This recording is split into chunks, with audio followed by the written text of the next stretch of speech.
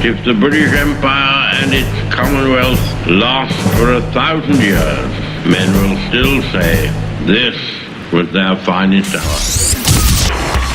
We stand for Queen, country, and video games. BRB UK. Worse teeth, better accents.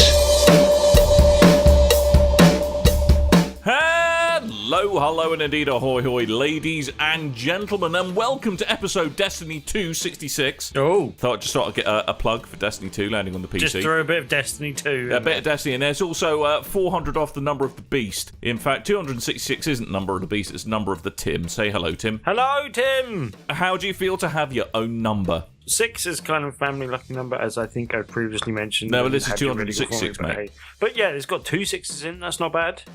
Yeah, and is divisible by 6. Also good. Yeah, so there we go. 6-a-palooza. Coleman. Hi. Hi, if you had a number, would it be, which of the following would it be? Would your number be? 69, dude. Would it be potato, cabbage, or celery? Which of those numbers are you? Probably celery. Yeah, nice. I think Dan's forgotten how numbers work. Do you work. have those stringy bits as well that just get in people's teeth? Is that? I think you're eating like celery that's not ready yet. Really? Yeah. Needs more time in the oven. Yeah. Might I be doing celery wrong, is what you're saying? Yes, and also numbers. I find for something that is pretty bland and like 98% water, I actually find celery mildly offensive. I don't like celery. I like celery. You like it, do you? It's the consistency, I think, kind of. It's weird. Too stringy. I'm glad we got to talk about celery. Yeah, good gaming. Yeah, we got to talk about celery. Hey, do you know what? I would call if I had a very small Louis Spence that I could carry about in my trouser pockets. What? Pocket camp. Oh my god. Pocket camp. No. Animal Crossing. Pocket camp. That's terrible. That is my favourite segue of the show. You do better. All right, you segue into it. Louis Spence. Louis Spence. Hello. That sounds more like. What's the name? Alan Carr. Well, I was going to say Captain Diabetes. Yo, it's your boy. South Park. But, Scott Malkinson. Animal Crossing. Animal Pocket Camp. Crossing. There was a live stream about this at 8 in the morning, or for some bloody reason. Remind me, do either of you two particularly care about Animal Crossing, play Animal Crossing generally? I think Tom Nook's an arsehole. KK Slider's awesome, and so is Rossetti. Mr. Rossetti. I do like Mr. Rossetti. Yeah. Just making words up now. I'm not. No, we're not. I used to be a big fan of Animal Crossing, but I much preferred it because I lived in a big flat with like lots of people, and we all got the GameCube version, and that's when you'd store the town on your memory card, and then we'd go around and swap each other's around and wind them up and troll them and stuff. But any other kind of handheld is where I fell off really with the series. Because previously on the show, I remember that we have somewhat taken the mickey out of John for playing it previously. Well, Brady did buy a 3DS with the whole Animal Crossing. Yes, which and then perished in a fire. Yes. All quite funny information. Did he forget to pay Tom Nook? No, I believe he sent it to a repair station, and the repair station burnt down. Yeah. Oh my god! Yeah, so he got a replacement and a bunch of money to replace the games, but like, think of all the animals in his town that just burned to death horribly, screaming. Jesus Christ! John, where did you go? So it's not Animal Crossing, it's Animal Abattoir, is what you're saying. Yeah, it was animal burning. Anyway, this one's a new one on your mobile phone, so if you've got one of those like dodgy phones that blows up in your pocket or something, then you could simulate the same experience that John had. Hey, that could be any phone these days. iPhones are doing it now. Yep. It's the new hotness. Literally. Literally, it is the new hotness. Yeah, so this is Animal Crossing with an emphasis on crafting and microtransactions. And more microtransactions. Yeah, speed up process to build item by paying money, probably. Well, Animal Crossing was a sitting bloody duck for that, wasn't it? Yeah, I'm surprised this never happened sooner. Especially on a smartphone. Yeah. I mean, it's a natural fit for a smartphone. I've got to give them that. But yeah, this is going to be microtransactioned up the bloody wazoo, mate. If they announced this a year ago when Nintendo, when there was a big buzz about Nintendo putting out games, I probably would have gone for this, but I'm just so done with the mobile market now, to be honest. Yeah. As soon as I looked at that and went, "Oh, look at all the microtransactions," I'm good. Well, because it's already been released in Australia, it's not come to the rest of the world till November, and probably the end of November. But apparently, in the early bit of the game, it's pretty generous about providing leaf tickets, which is the currency, presumably. That's how they get you down. Yeah, I know. Yeah, first I know. taste It's is how they free. suck you in. They give them all for free. Give them all for free. Give them all away. Give them all away. Oh, you want another one, do you, mate? Oh, that first one was just for free. Next thing you know, you're going to be standing on a street corner with your iPhone or your Android being a crack whore because you want leaf tickets. I got these cheeseburgers, man. A pocket camp addict. Yeah.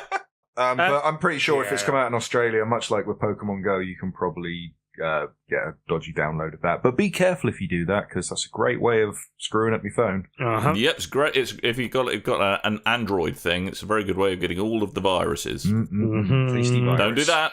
Don't do that. Don't do that. Just wait.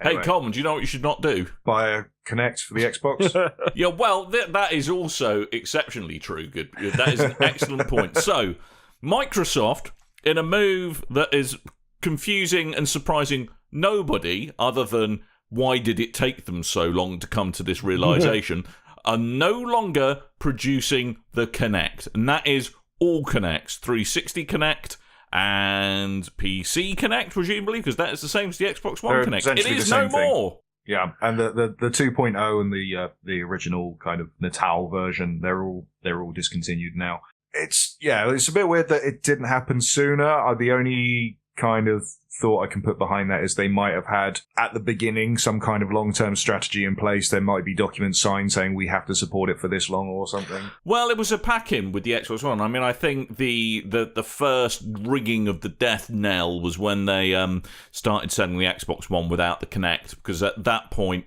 you know, the developers don't have to continue to support it. It's go, no, thanks. It's great. It's a nice up. No, just no. Do you remember that lined up perfectly with the Harmonix Fantasia game, which they put a lot of stock into, and then just before the game was meant to release, they went, do you know what? You don't need an Xbox One on your Xbox. We'll sell them without now. And Harmonix must have been Not happy. absolutely screaming into a pillow somewhere.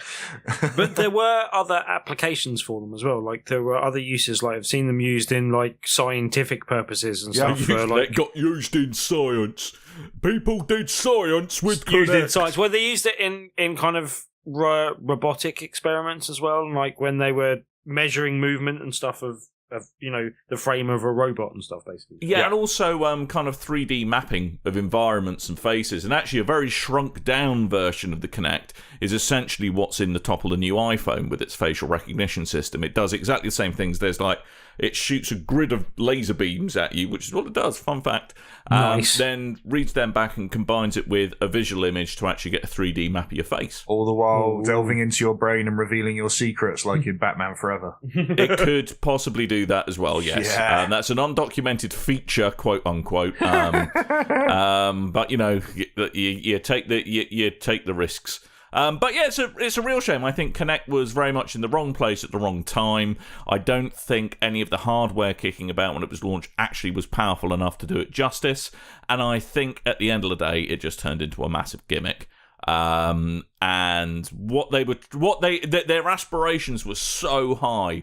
What they wanted it to be, had it been what they wanted it to be, it would have been revolutionary. But unfortunately, a healthy dose of realism kicked in, and Don Flappyhead Matrick continued to push it because he's a loon. Now let's take a moment to remember the Kinect by sharing our favouriteest memories of the Kinect. Putting it back in the box. It's good. It's good. Well, I can't remember the name of it, but it was the Dark my Dreams favorite Don't Die. Kinect game. Yeah, what was it? Dark Dreams Don't Die. Dark Dreams Don't D4. Die. 4D or whatever it was. Yeah. D4. D4. Yeah, that was Very. all right. Yeah. It was fun. Mine was playing the Ubisoft Street Fighting game and tearing my groin trying to do a roundhouse kick. That was good. That was a good time. Wow, that was good times. I wonder if they'll have any sort of stripped down version, because a lot of people I know use it. Well, the primary use that I know that other people use it for is kind of yelling at it and getting it to do things for you. I always found that a bit redundant. Well, it was quite useful because it could filter out the noise coming out the Xbox, so it could pick your voice up in a noisy room that it was playing a DVD on. But the one thing I've never quite understood is why because on the PlayStation you can do the voice commands via a headset, but on the Xbox you've got to have a Kinect to do the voice. So they can sell the Kinect. But they're not making them anymore, Coleman. The world's gone mad, Coleman. I wonder if they'll dial that back, or if they've got a way of dialing that back now that that's not the case. I remember it being kind of necessary when the thing launched, because when the first one launched, and I had a housemate that bought one, and he would watch Netflix and go, Xbox, next episode, and it wouldn't work, and he'd do it like 4 or 5 times. Were you living with Alan Rickman at the time? Xbox, next episode, Potter. And he's like, it's amazing, isn't it? The technology now. I feel like I'm in the minority port. And then I'd grab the controller and do it that way, which was much quicker. But then it seemed kind of necessary when the Xbox One first launched, because the dashboard was such a mess. Yes, you kind of needed the voice controls to get around anywhere. To redeem codes, you definitely needed redeeming codes, because that was, as we discovered my favourite Kinect memory. Very, very long. Actually, that was pretty cool being able to do that, truth be told. Yeah. But yeah, so the Kinect is no more. Yeah. I would have a moment of silence for it, but it was crap. I will remember you. Oh, God. What? Hey? Huh? Okay. Lego Coleman. Yes. Lego Coleman.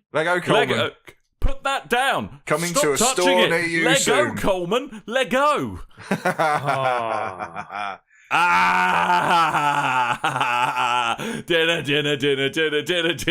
Dinner, Batman. Which is also a relevant joke to this. Lego Dimensions. Yeah. You remember that? I do. Yeah. Yes, ish. Okay, so coming out a little bit late in the boom of the Toys to Life thing that stopped. Except for Amiibo, that's still going strong. Oh, yeah, that's still going strong. I backed the right horse. Oh, all right then. So, yeah, Warner Brothers, TT Games, and Lego, they all joined forces and created Lego Dimensions, which is pretty much any of the Lego games, but instead you took Toys to Life, Lego put them on this portal pedestal thing, and then your characters would scan into the game with items and vehicles. Seems very popular. The only people I know who play these and are still playing these are the ones who get given the toys for free because they cover the games. But I don't know anyone that seriously goes out and buys Lego. Maybe you do. Maybe tell us in the comments if you do. But it's no longer being supported anymore, Warner Brothers has announced this week. Yeah, they said after careful consideration, they won't be producing any more new expansion packs for the game beyond what is now available. And what is available is quite a lot. Like you've got Scooby-Doo, you've got The Simpsons, you've got the A-Team, you've got Gremlins, Harry Potter, Batman, Sonic, the Lego movie, Sonic. Yeah, I actually do want to get a Lego Sonic just because original decent Ghostbusters. Yeah, Portals, and the new Ghostbusters as well. Yeah, we don't. Well, let's not talk about that. Beetlejuice. I liked it. Beetlejuice is in there. Beetlejuice in there. Yeah, there's loads. And Adventure Time. That's a big one. Goddamn Batman. Yeah, I like their phrasing of after careful consideration. We're not making enough money. After we looked at the income, we decided no. I've just noticed something very troubling. Yep. In this. Okay. There is a Mission Impossible 3 pack. Yes. Right. And a Harry Potter pack. Yep. Right.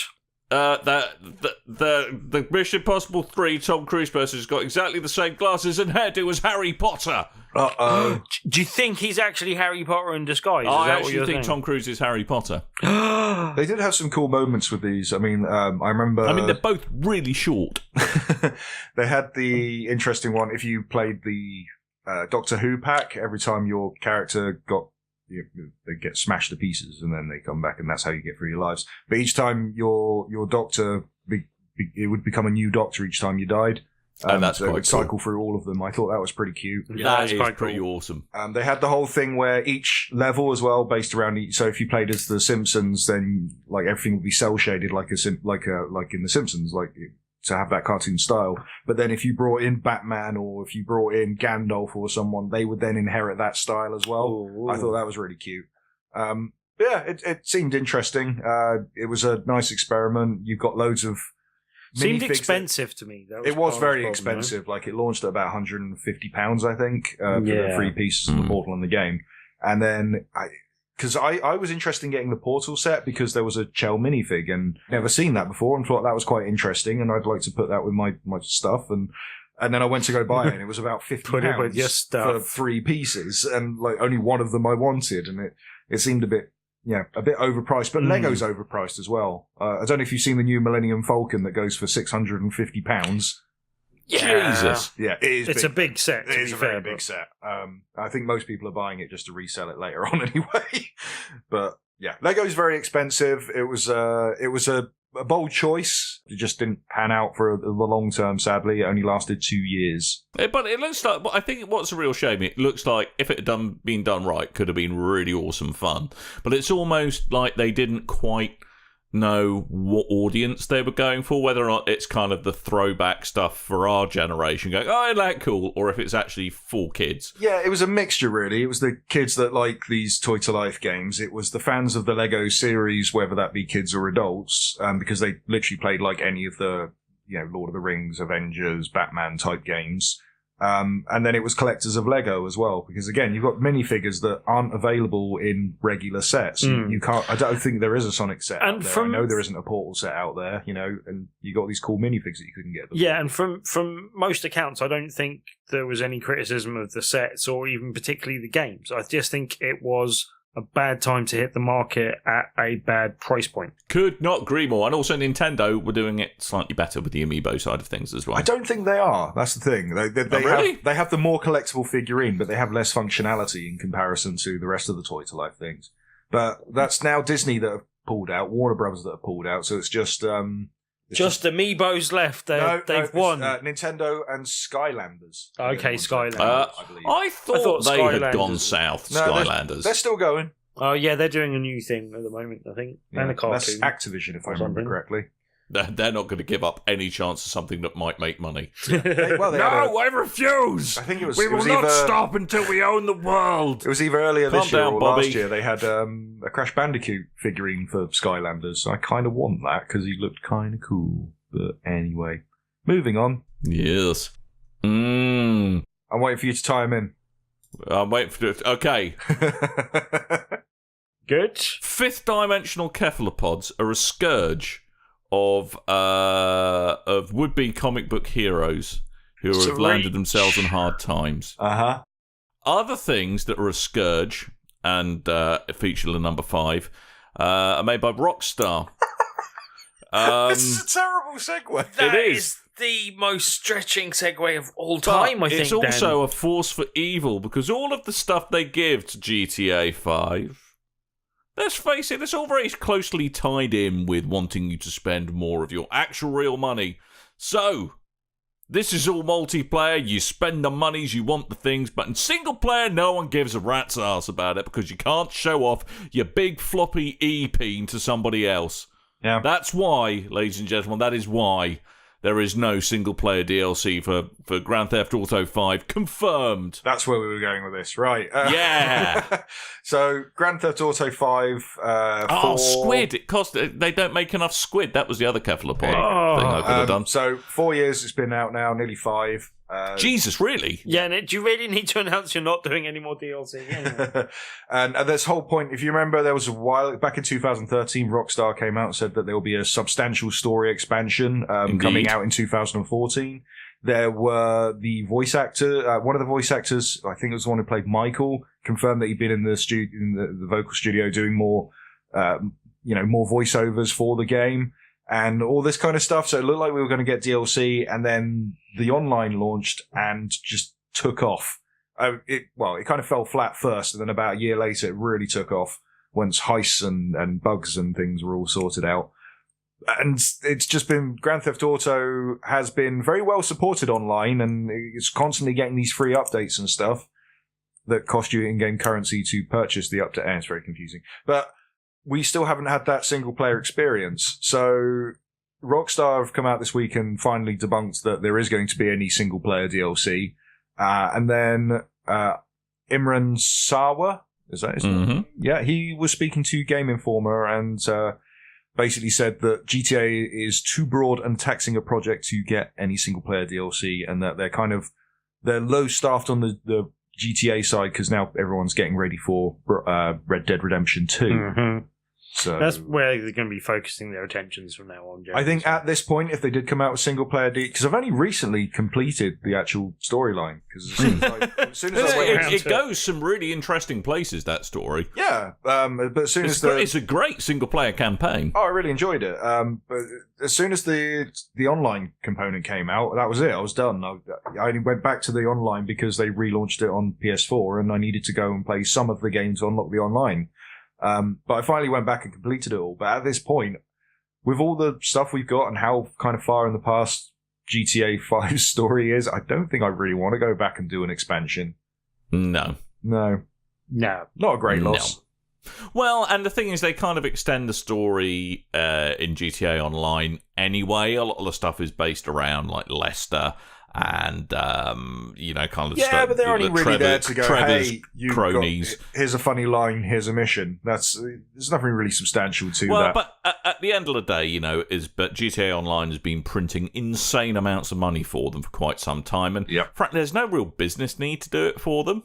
No. So I'm not at all surprised. I mean, it would be, usually the point of single-player expansions, they're not going to add a whole new landmass to it because, frankly, why would they in GTA? Just release a new game. And actually, all of like the mucking around silly scenarios that are kind of the fun bit of a new GTA experience, you can get online anyway. So I am not at all surprised. No. Put it this way, I'm the inverse of surprised of how surprised I was that the Red Dead Redemption 2 people had firmly set up camp in the Uncanny Valley. What? It's the inverse. You've seen the Red Dead trailer, right? Yeah, but they look really creepy. You look really creepy. No, well, I know that, but no, I was like, oh no, I'm not sure I like the talking robots. Speaking of which, don't forget that LA Noire re-release is coming in like 26 days. Maybe that's the twist in this one. You're actually in Westworld. Well, Slough is West. With Anthony Hopkins. Yes. The guy who played Cyclops. West Slough World. Slough World. Actually, I do work in West Drayton. Welcome to West Drayton. Coming together. West Drayton World. I haven't seen Westworld, so I'll just go with Jurassic Park. Hey, guys. That wasn't even Jurassic Park. I know, but I always associate Westworld with Itchy and Scratchy Land, and then I remember the Itchy and Scratchy Land episode where they start off on the helicopter going into the island that is Itchy Scratchy Land, and he goes, "Welcome to Itchy and Scratchy Land, where nothing can possibly go wrong." That's the first thing that's ever gone wrong. Anyway. Excellent. Good. Marvellous. Glad we cleared that up. Also, when they take the face off the robot and it screams, he's like, I wish they wouldn't make them do that. Dan, talk about Destiny 2. Yeah, Destiny 2. This is kind of leading on to what we've done played. Guess what? I played Destiny 2, also bear shit in the woods. I played a lot of Destiny 2 as well. Yes, but you've probably not played it in quite the same way I have. No, you jumped to the master race. I have been playing it at a glorious 60 frames a second. It was released on PC Tuesday just gone, Tuesday the 23rd, at 6 p.m. precisely, British summertime. Right. Not a minute before. Well, it was a minute before, but really not a minute before. Dan. Yes. Can we confirm this is up to Destiny 2 now, 2 purchases of the game? Correct. Cool, just so we get a rolling right. total. One more to go. I bought 2 copies, to be fair. Uh-huh. Yeah. Yeah, was one of them for Tim? Is he not playing it? I bought one for Tim and Alex, and then I bought one for myself. But then Tim plays my copy, and Alex plays the other copy. Fair enough. But Tim hasn't been playing for a while. So it's now out on PC. It is now out on PC, and it looks absolutely ruddy gorgeous. It really does, and it's does it? I heard it looks a bit crap, really. Yeah, really? Yeah, it does, yeah. I heard that the PC just can't keep up with the modern-day consoles, Dan. Destiny, more like shitiny, mate. I heard the human eye can only really see like 25 frames anyway. Yeah, you're one of these people who claims they can't see the difference between 30 and 60. Mate, the Earth's flat. Good.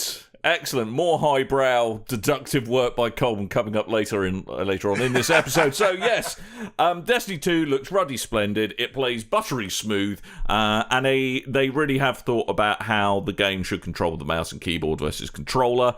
It's a very... You should use the mouse to aim, and you should use the keyboard to move. Yeah, thanks, Coleman, for that. Right. I mean, in not terms hard. of It's not rocket auto science, aim and Bungie. stuff, I'm clearly not going to get anywhere because Coleman's grumpy because he hasn't had enough sleep.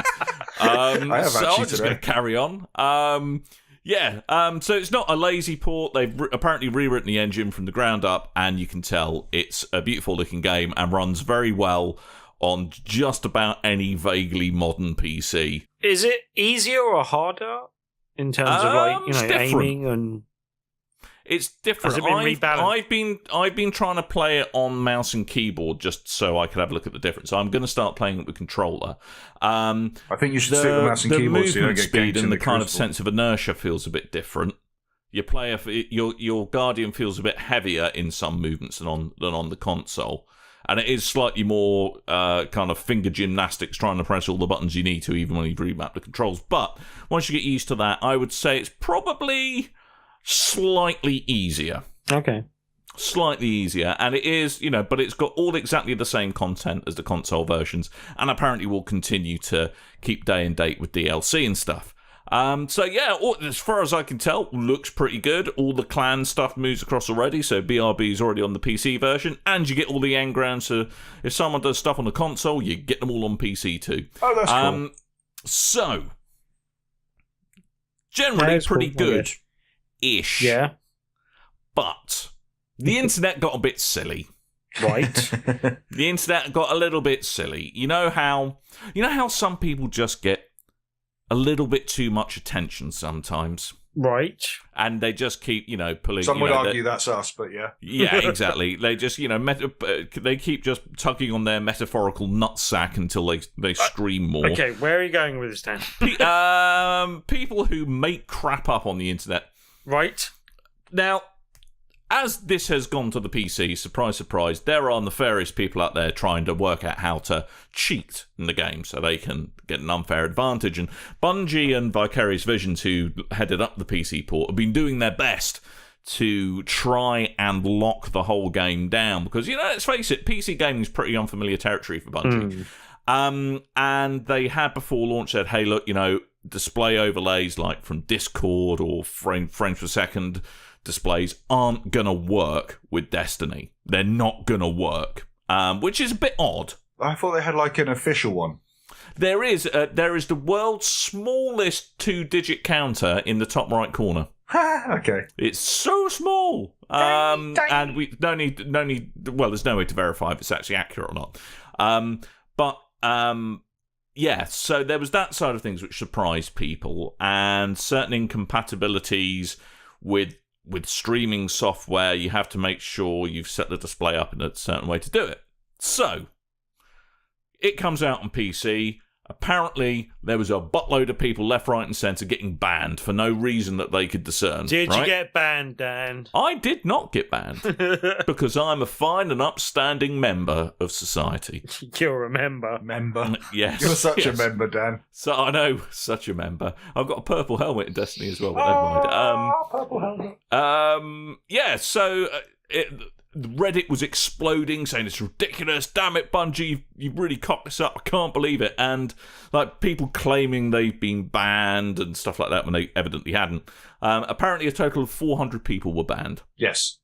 Of which I think 8, originally 4, but now 7 or 8 have been unbanned.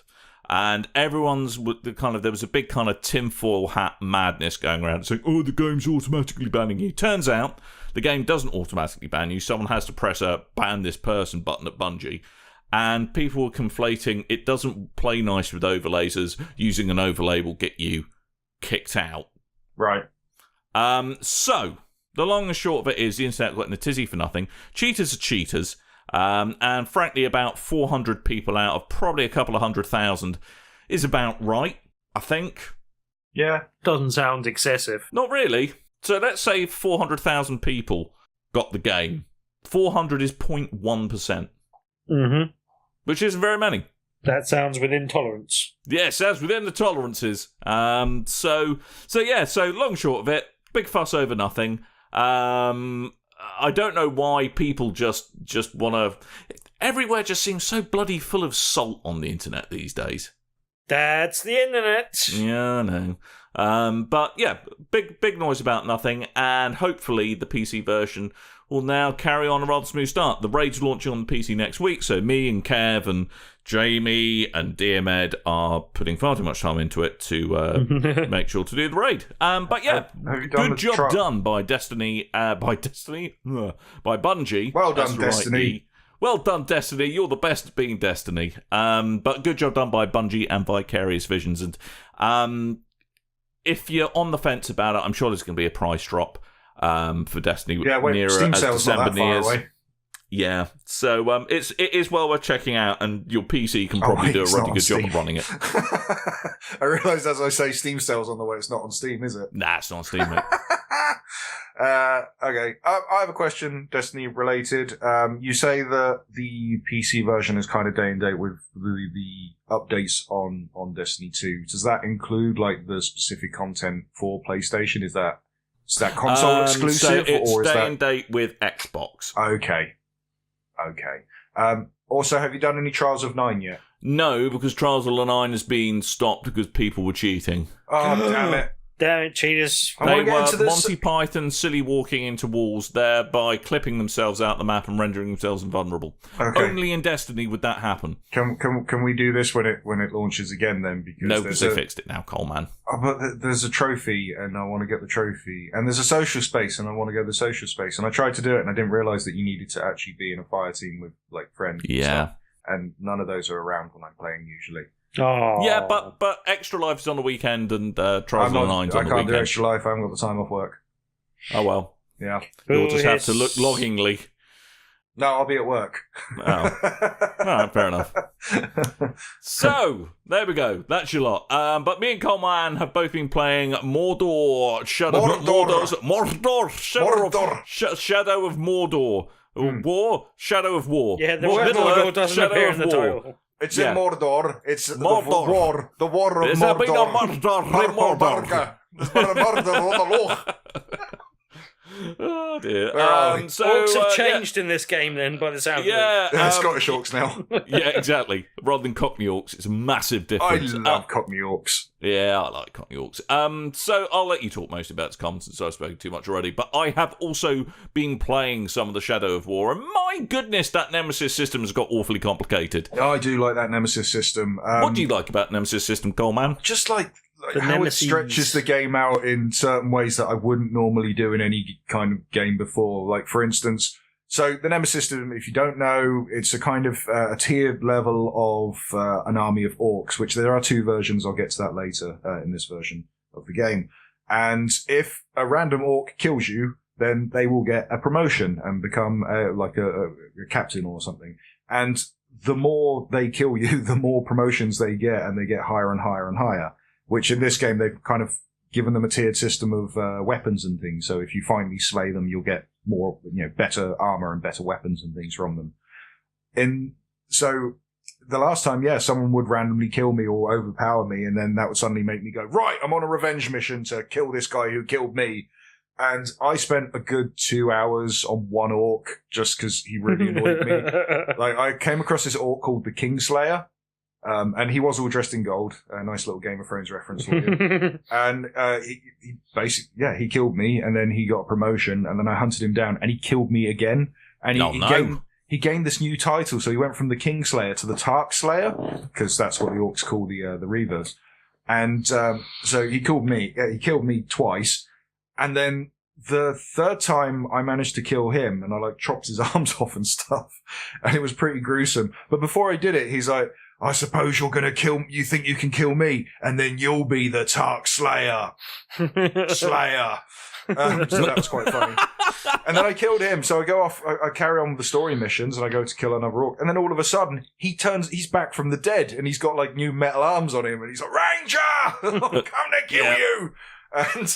And then I almost killed him, but I screwed up the end bit where you go to kill them and it'll give you a button prompt, and if you don't hit it in time or the right button or something, you're not successful. And he ran away. So I go and chase him down again, and then this time he kills me again. And on the last final time, I did manage to kill him. But that was this whole new adventure to the game that I wouldn't have had just playing it A to B. And that's why I really like the Nemesis system. because you've got this whole thing of people chasing you. You get hunted down. If you're fighting an orc and you like slash a knife across their face, and the next time they come back, they'll have like a scar on their face, or they might have a prosthetic limb or something. I like the way it does that, and they can get angry with you, and they can seek this vendetta against you, much like you can with them. Yeah, I really like that stuff. I mean, the one thing I would say is that they've kind of dialed up the frequency of like this sort of going, "Oh, you slag!" Yeah. I didn't like the way you fucking looked at me, mate. Well, it's apparently different ones, different dialects of orcs in different regions as well. So you've got more like the one that was shown at E3 was Bruce, which I haven't come across him yet. But he is just like giant Australian orc, and mate, yeah, he's like one of your main orc people. So they've got the other side of the Nemesis system, which is more like a friendship version of the Nemesis system, and it's the orcs that you mind control and put within your ranks, and the humans in your ranks and stuff.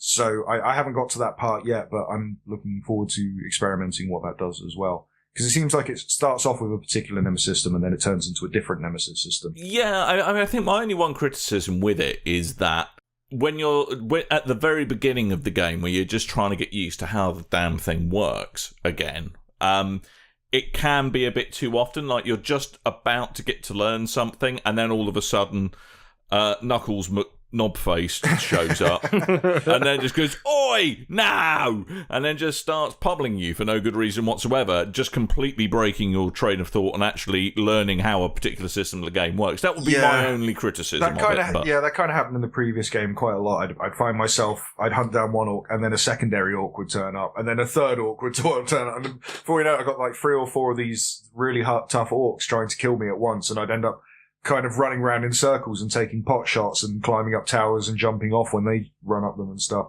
And that does kind of happen. Not as much, not as badly in this one, but it does still happen as well. I mean, I still think it's it's the best Assassin's Creed game I've ever played. Saying that, new Assassin's Creed out, so...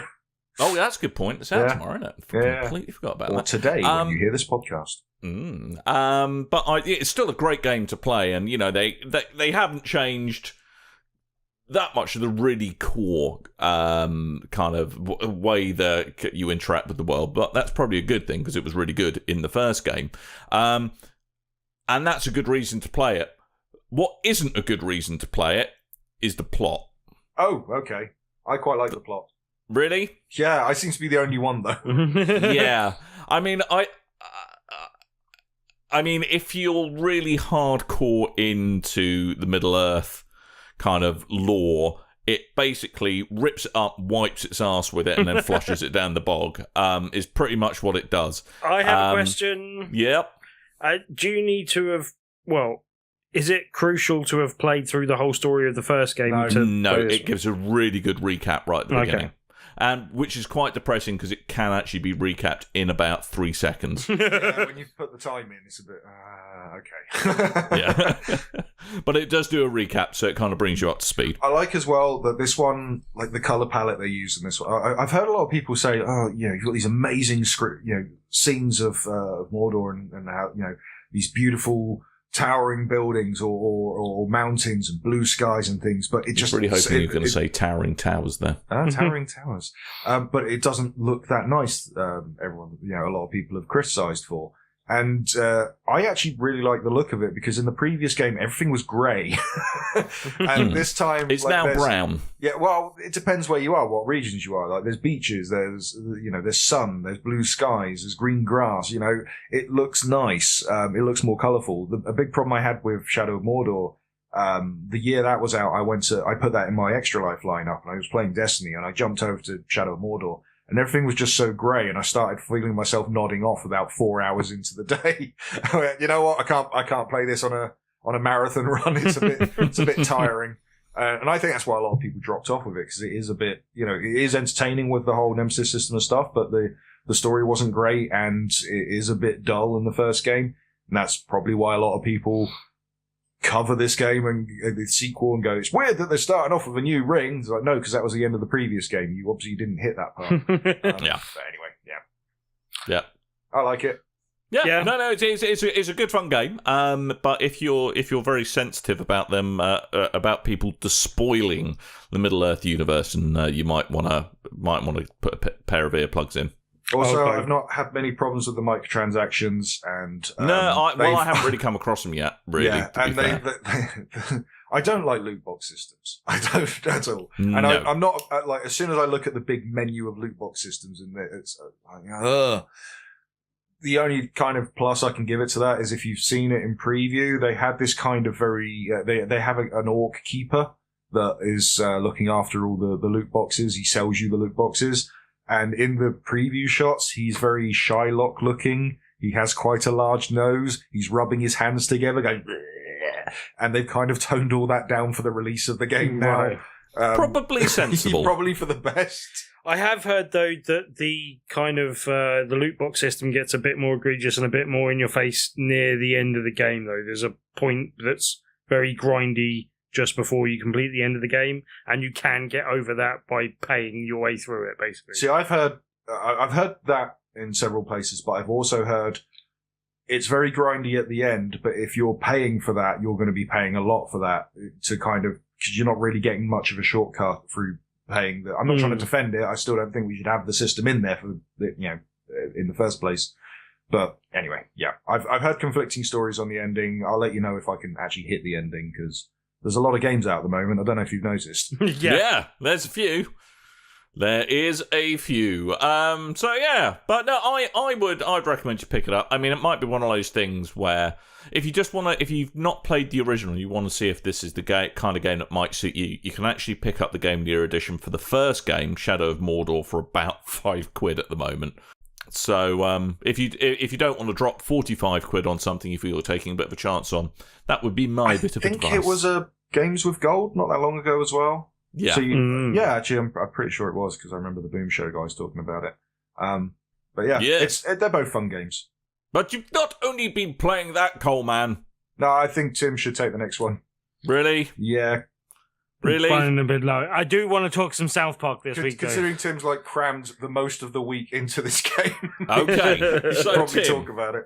South Park. South Park. South Park. Right, for anyone that doesn't know, this follows on from the Stick of Truth. This is South Park, The Fractured Butthole.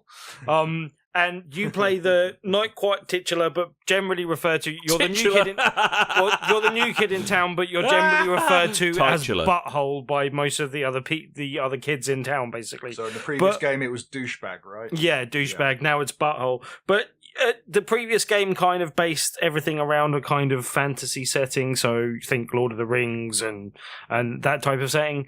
But this actually is now in... Lord of the Rings is very apt, considering this is the Fractured Butthole. Exactly. But then this kind of is a more superhero-focused type thing, and everyone's got superhero-based powers, and you've got lots of superhero costumes.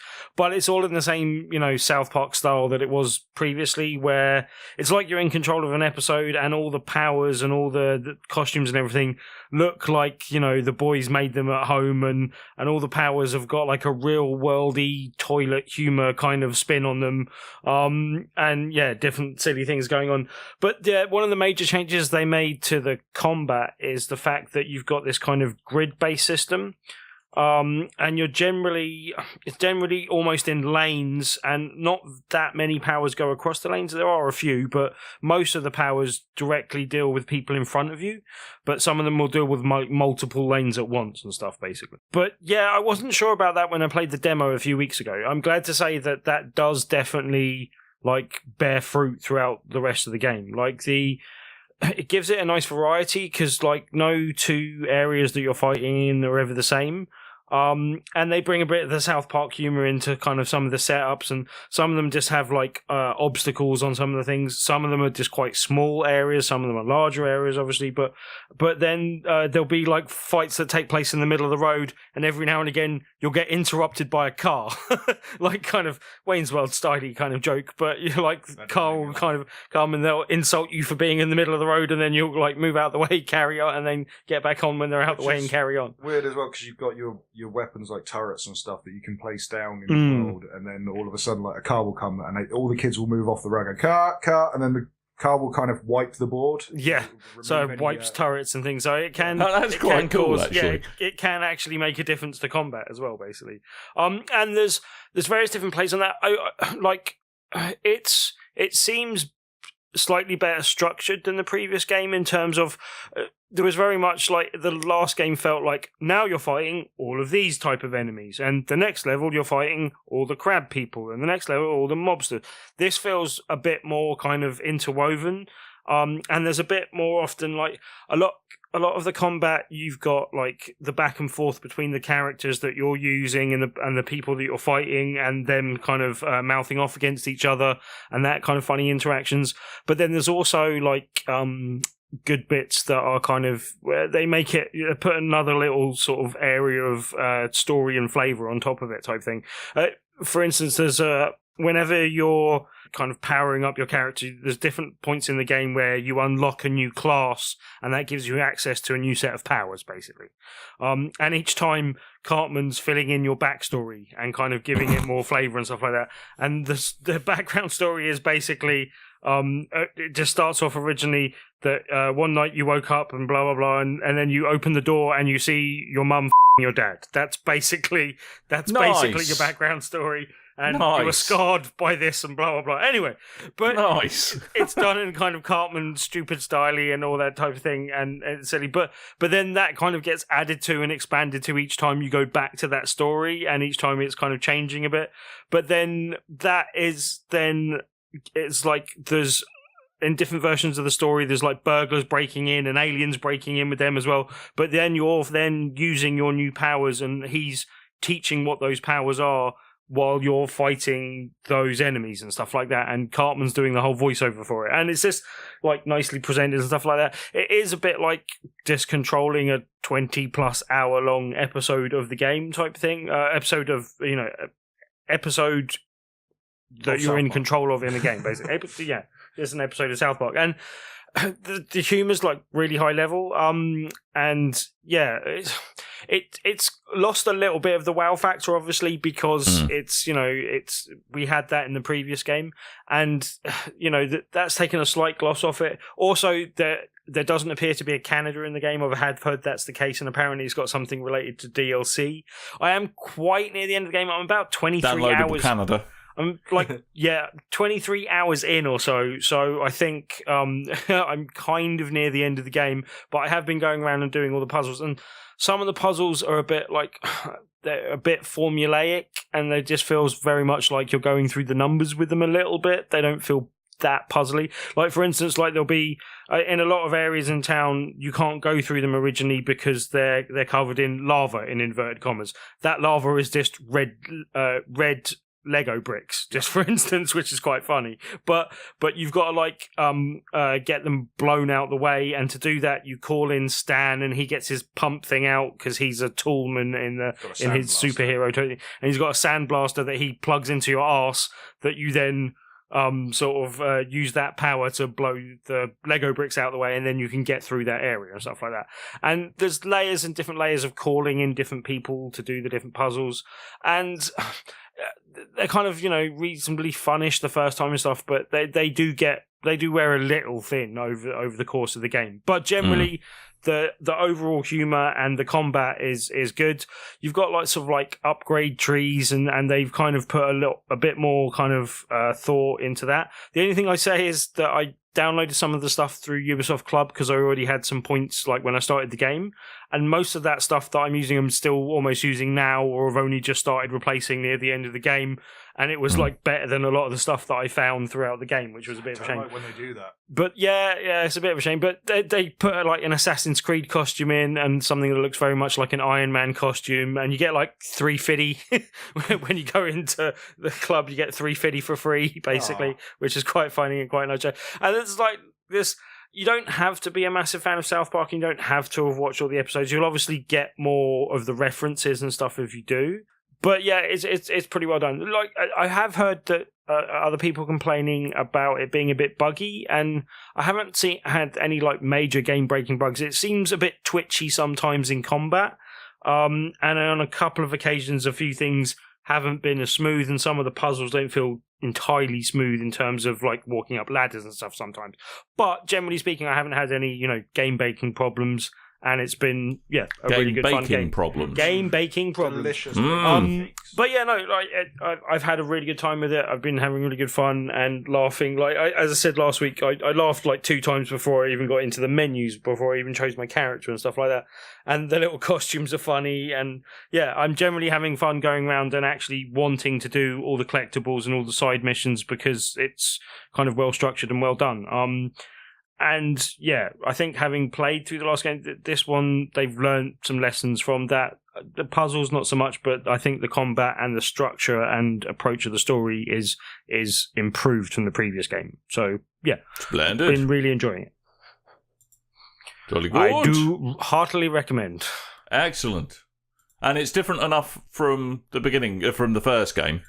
Yeah, I mean, I do think... Mainly in the combat system. Yeah, the combat's the main difference. And obviously, like, if you didn't like the humour in the last game, you're not going to like the humour in this game, pretty much. But if you didn't like the humour in the first game, you probably didn't really like South Park.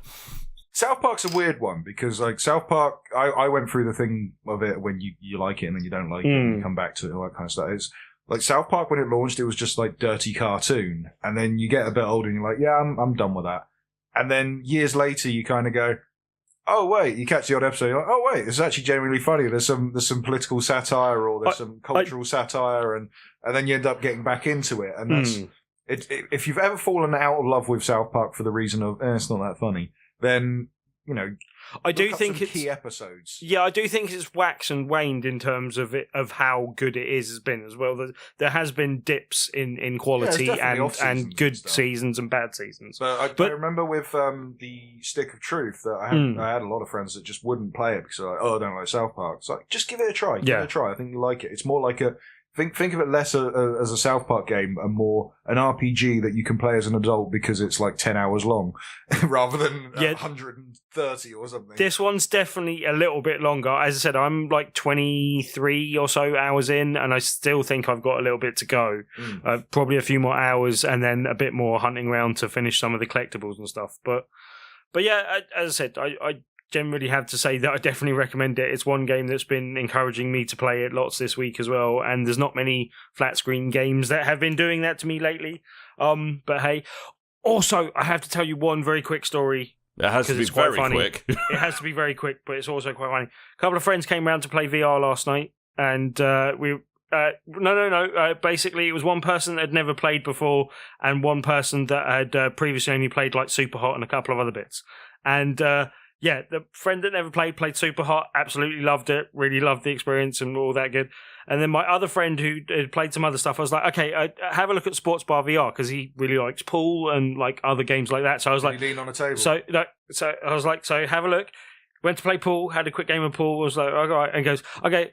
Do the and I can't remember, is it shuffleboard? No, air hockey type thing, basically. Yeah, it's an air hockey table. And that's my favourite. I really like that in Sports Bar. It's really good. But he was getting really into it, and then all of a sudden looked at and he just literally face planted. And kind of knocked into the table where I keep there's a stand that I normally put the headset on, and he knocked into that and the stand went flying, and literally me and my friend originally thought that he literally face planted straight into the table and like hospital was going to be in order. I'm pleased to say that he was all fine, it was all okay. Checked he was fine, then checked the headset was fine, both things fine. Then I was like, Ben, did you try and lean on the table? And he was like, yes. He literally tried to lean on the table in front of him because it was so real he thought it was there, and this fell straight on the floor, straight on his face. There's like two of my favourite gifs that exist on the internet. One is a child playing on the HTC Vive and trying to play snooker and falls through it. No, she's playing Job Simulator and she goes to lean on the table and she falls through it. To be fair, Ronnie O'Sullivan did the same as well. One's Ronnie O'Sullivan playing snooker and then just falling through the table. Yeah, so I did tell him he was in good company, but it was still bloody funny once I'd worked out he was actually alive. Back to your South Park, just to top that off, I want to say thank you to Ian Alexandra Crane, who sent us a code to use the Towley. Oh, yes, I need to add that. Very nice of him. So Tim's snapping that. Thank you very much, sir. Right. Don't forget your towel. Also, if anyone's got a code for the original game that they're not using, because a lot of them came with it, if anyone's got a bonus one of them, I would quite happily receive that. I've never. I will quite happily take free things. Well, no, if someone's just got You've one heard it here first. Just send him random free stuff. That's not being used because they've already got a copy of the first game, which I imagine a lot of people might Fair enough. do. Timothy! If you plug in your Xbox One, I've got the 360 backwards compatible version. Okay. Yeah, but that involves plugging into your Xbox One. Yeah, I'd rather having a PS4. Last time you did it didn't work. Excellent. But anyway, I think we're just about out of time. Is that correct? A bit out We of time. are incredibly out of time. Indeed. So Tuesday is Tuesday, Timothy. Tell us about Tuesday. Yes. And this week is one not to be missed because it's our Halloween special. Right. We've got a special guest, an extra game, and Is lots your of special sweets, guest generally. a ghost? No, more of a goblin, in fact. Oh, A right. game called Goblin Goblins, which is currently going to be up on... Well, I'm not sure if it's going to be up or currently is, but generally on Kickstarter, so look out for it on anything Kickstarter. like Hungry Hungry Hippos? No, I believe it's a card game. I haven't seen much of it yet. They're coming along and showing us a game on the night, and obviously it's not available yet because it's on Kickstarter, so I haven't seen it. So I'll be interested to see it on the night myself. Splendid. We're also going to have Arkham Horror, the card game to play, and Whitehall Mystery to play and possibly win. And is that working Swizz. out why is Jack Whitehall such a bellend? Is that the Whitehall Yes. mystery? Why is he successful? Yes. That's a bit harsh. No, it's really not. Anyway, carry He on. can be funny. No, we can't. Well, he can. No, we can't. Occasionally. No, you can't. I don't think he needs our permission, to be fair, Dan. But yeah, anyone that doesn't know, each week we generally have a feature game. There's extra 2 games you can win this week just by coming along and possibly playing, and extra ones to play just on the night, and we'll have some extra prizes and sweeties and stuff. And if you come along and join us at Loading Bar in Dalston, you can possibly win all of this stuff and play along with us as well. Last few weeks of Tabletop have really been rocking. Good nights. Thank you very much for everyone else that came down to that. And yeah, come along for our Halloween special. As I said, one not to be missed. Splendid.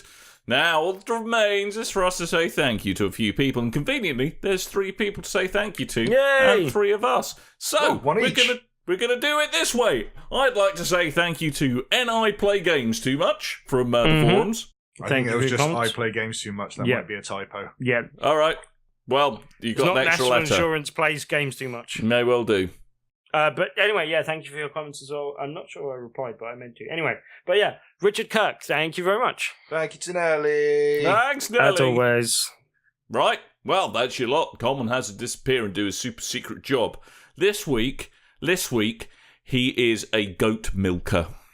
This week I genuinely saw secrets that I want to tell everyone, but I can't. Oh, You can't. oh, It's not It's allowed. the one time I've gone, oh, I wish I could talk about this. fair enough. Did you know that every podcast now there is a trained sniper with him aimed through the scopes at the window just in case he gives away any international secrets? But the good news is it's Bleezy, so we'll probably miss. There's a friendly red bug on my forehead. Oh, where'd he go? At all times. Where'd he go? Oh, that looks nice. I'm like a cat. Pretty. Yeah, exactly. Chasing it up the walls and stuff. Anywho, we've got to get out of here because Coleman's got to get out of here. So thank you so much for downloading us once again. Go to internet.com/BigRedBarel for all your internet things. Just put the word Big Red Barrel in an internet address. Or see what happens. BigRedBarel.com. Yeah, do that Just go on too. Google, type in Big Red Barrel. I'm pretty sure that most of it's going to be related to us. Some of Yeah. it's going to be related about like an anti-drug campaign over Yeah. in the US. Which, you know, Well, fair enough for them. It's all good, really. Yeah. Yeah, It's like a red barrel that you deposit drugs inside. And then they which is destroy nothing them. to do with our Red Barrel. no. No. We should set something similar up. Yeah, Set up a red make barrel. it like stick- Tornado. Is that? Damn it! I was going to say stick your bottles of unwanted bottles of Jack Daniels in there, and I'll happily destroy them for you. Anyway, we've got to go. I've said it once to say it again, and I'll say it thrice, but I shall also say I have been Dan. I may have been Tim. I'm Rick Coleman, the Tart Killer. Bye, Coleman. So thank you ever so much for listening, and until next time, dear listeners, toodle bye.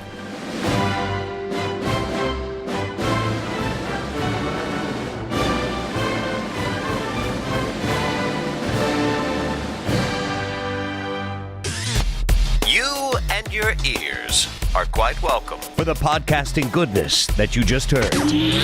Why not roll on over To BigRedBarel.com. for more podcasts? News, reviews, and videos from the biggest, reddest site on the internet. BigRedBarel.com.